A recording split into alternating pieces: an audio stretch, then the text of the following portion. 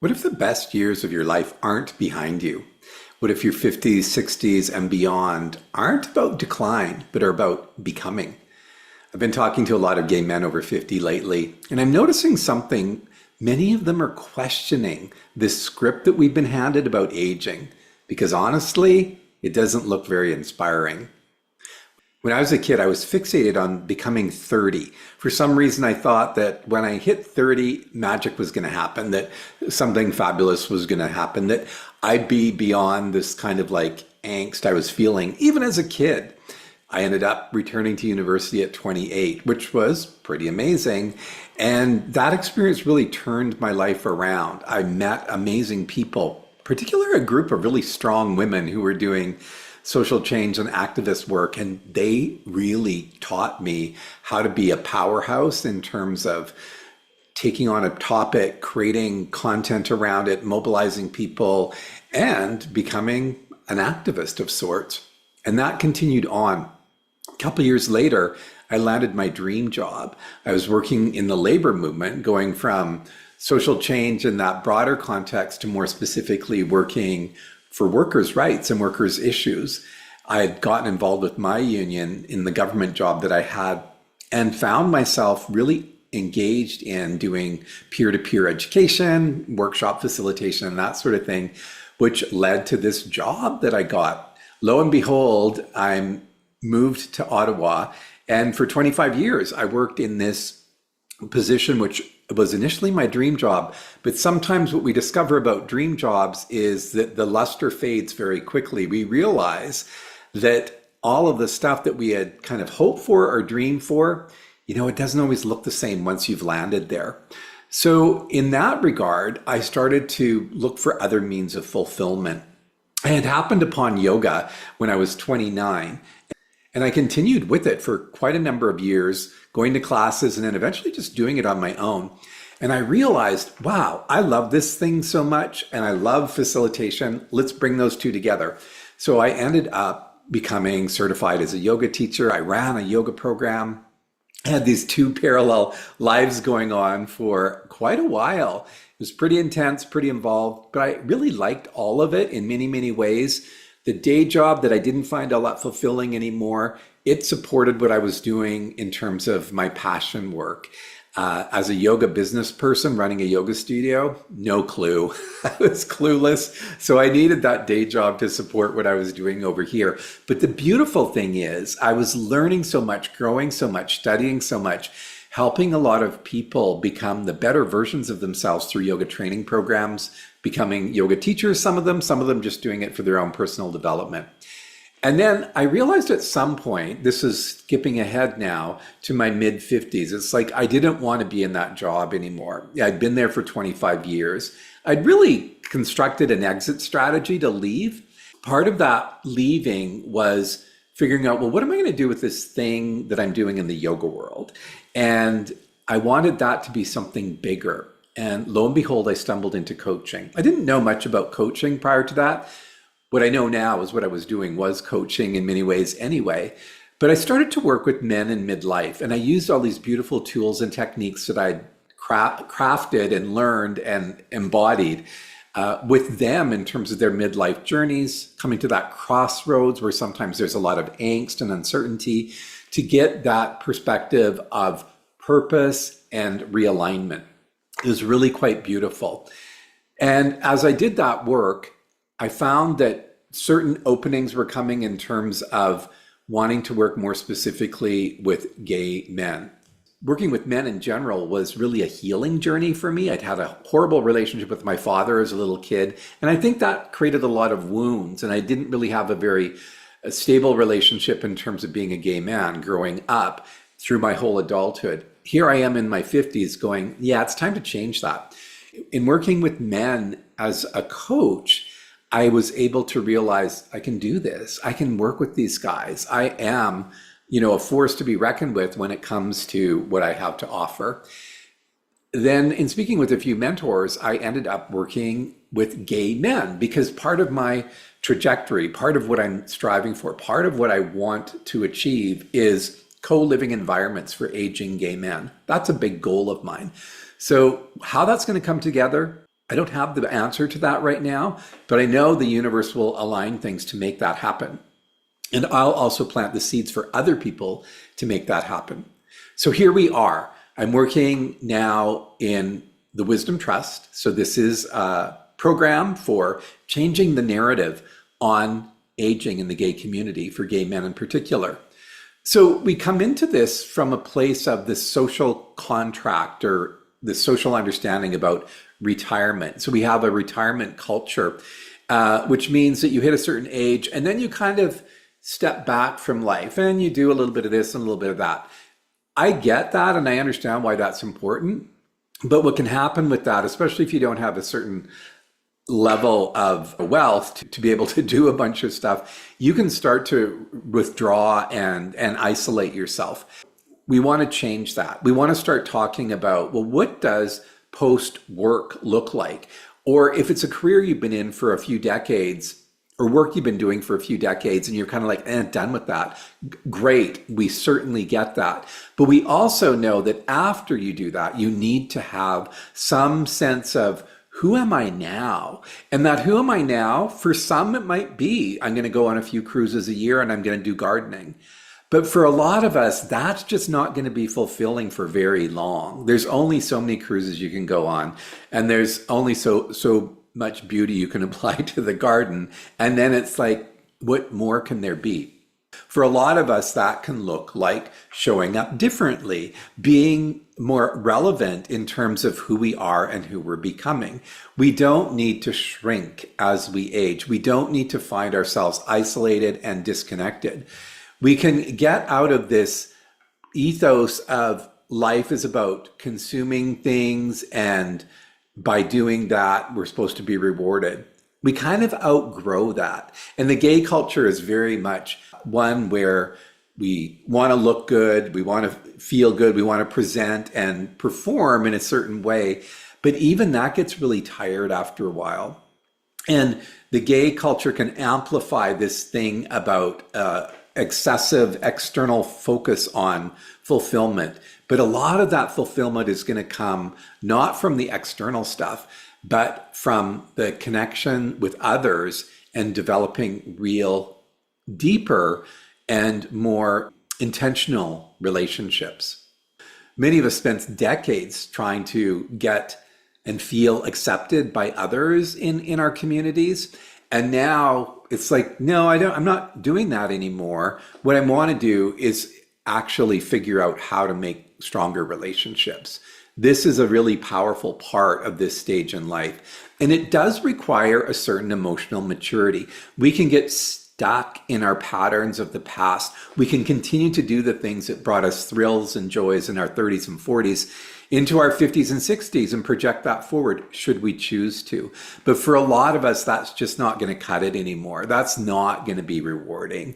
We don't need to be, doing the tea dances on Saturday or Sunday afternoons, right? That's not a recipe for a lot of us for feeling fulfilled and feeling purposeful. So there's a little bit more complexity here at this stage in life. And we want to navigate that. We want to do that from a place of openness, from a place of expansion, and from a place of clarity. And we also want to understand that even though we've had a lot of experience and a lot of life's lessons, that there's a humility around what can come next. And when we open ourselves up to having conversations about what that can look like, we actually learn and grow together. And that's what I find so exciting about this work and creating this community and these conversations. One of the things that we want to strive for is getting away from some of the judginess that can be part of the gay world and moving into much more compassion. Those guys that maybe we would look at before and kind of dismiss because, oh no, they're not someone I would want to sleep with, which is often the first box that many gay men look at when they're meeting someone. We want to be done with all of that stuff and be a lot more compassionate around who we meet, how we connect, and how we develop relationships. I think this too comes from a place of deeper self-awareness, and that's what this stage of life is ultimately about. Think about it in this way, like getting off of that hamster wheel of life where we're kind of going through the motions and doing everything. And yes, we can have good times and good experiences in that with our friends and all of that stuff.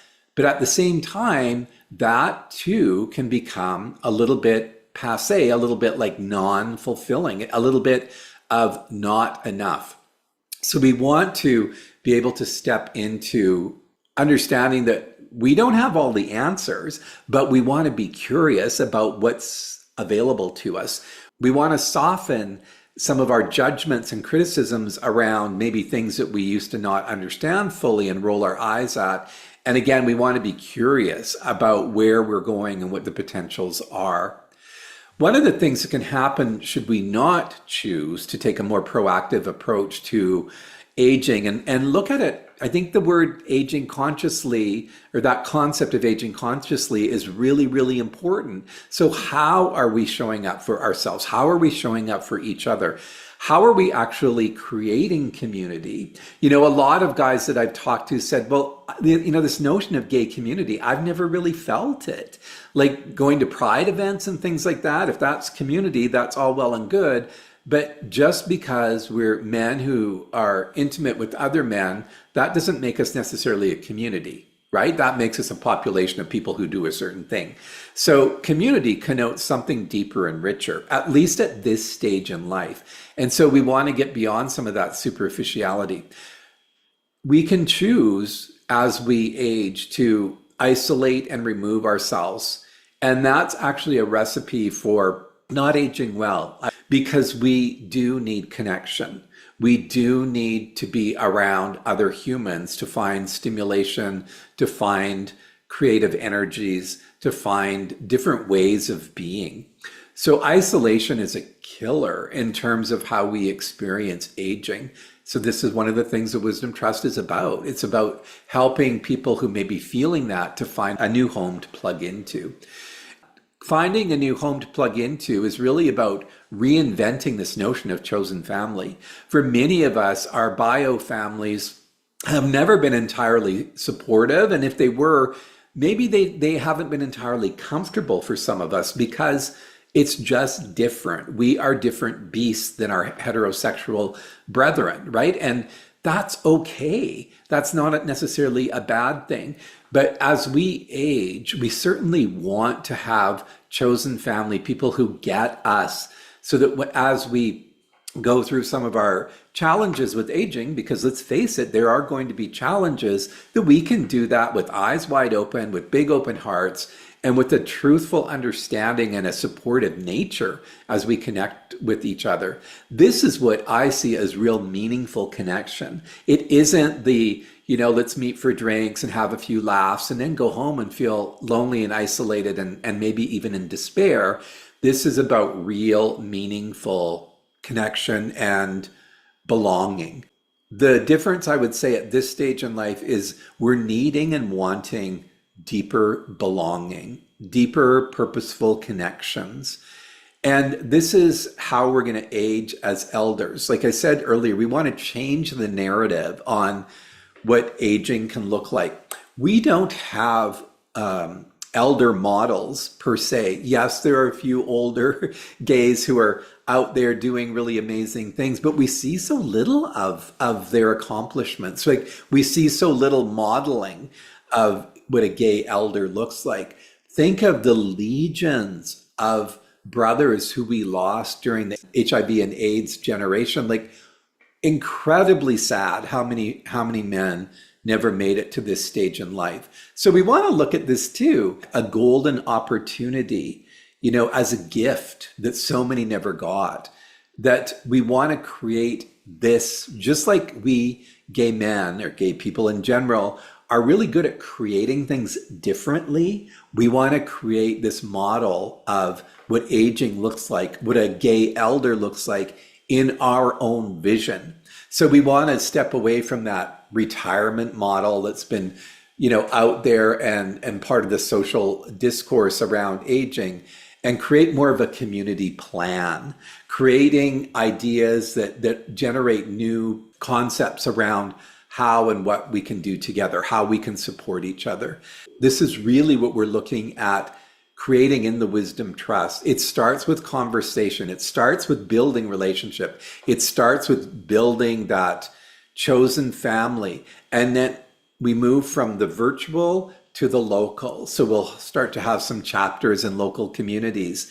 And what we can do as we grow this is model in real time and in real life what we want to create.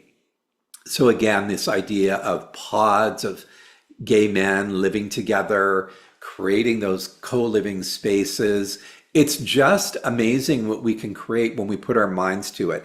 It's not about waiting for government agency X, Y, or Z to do that for us. No, we have the skills, the tools, the smarts, and the resources to actually put this together. Now, some of you might be thinking, well, I'm looking after myself. I've accumulated wealth and that's for me. Or maybe, maybe you do have family. But let's look at this more broadly, right? We're better together when we stand together. This idea of status and privilege is something we need to maybe consider breaking down, not just in the gay community, but in the society at large. The economic disparities, for example. So how can we create situations where it's not the A-listers living in their gated communities and a whole bunch of other people living very modest or meager lives? Now, I'm not suggesting that all wealthy gays should throw away their money and give it out to everyone. But I do think that we need to loosen the purse strings when it comes to creating and generating this future that we want to create together, ideally. These are just some ideas, right? And yeah, some of them you might roll your eyes at. That's okay. But the point is, let's start having conversations. Let's look at what's possible. I certainly don't have all this figured out, but I really, really want us to have this discussion to begin to plan some things, to shift what the future looks like. I think that that's our responsibility. We didn't come together for a while when the AIDS crisis hit. It took us a while to coalesce, a number of years before ACT UP finally was there front and center. And yes, there were pockets of activism and change happening. Let's not leave this aging process to luck and just hope that things work out.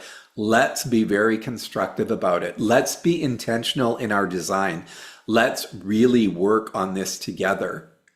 Maybe these aren't the years where we simply fade. Maybe these are the years that we become elders. Maybe these are the years that we stop performing and start belonging, supporting and lifting up each other. Maybe these are the wisdom years. And I invite you to participate in this discussion in this community as we grow together. What does conscious aging look like for gay men? These are the conversations we're going to keep having. We're going to do our best to get rid of loneliness in our communities. We're going to quell the epidemic of lack of belonging. We're going to quash superficiality and go for some deeper engagement. We're going to get past that fear of aging and embrace aging as a beautiful, natural process. And we're going to bring a more meaningful connection and community here. There's an absence of meaning in many respects when it comes to aging in the gay world, and we are simply going to change that. I look forward to meeting you, to connecting with you, to having you engage in our community and growing with us in your wisdom years.